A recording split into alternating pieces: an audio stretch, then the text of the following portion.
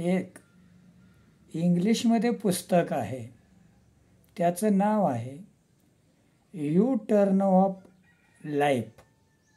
या पुस्तकामध्ये सांगितलेलं आहे की एक नळी असते, त्या नळीमध्ये अर्ध्या बाजूला पाप आहे, अर्ध्या बाजूला पुण्य आहे.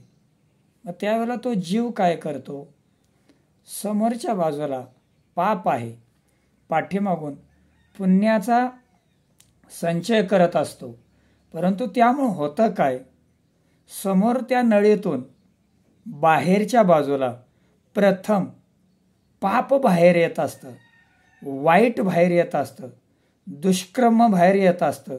आणि त्यामुळं जे पाहणारे लोक आहेत त्यांना ते वाईट वाटतं, निंदा वाटते. परंतु ते लोक निंदा करत असतात. परंतु त्यांना हे माहिती नसतंय त्या नळीमध्ये बाहेरच्या बाजूला पाप आहे, परंतु पाठीमागच्या बाजूला ती व्यक्ती, तो जीवात्मा पुण्य संचय करत आहे. हे मात्र कोणालाही कळत नाही, कोणालाही दिसत नाही. फक्त ते ईश्वराला, देवालाच दिसत असतंय.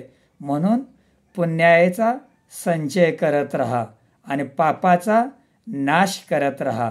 रामकृष्ण हरी.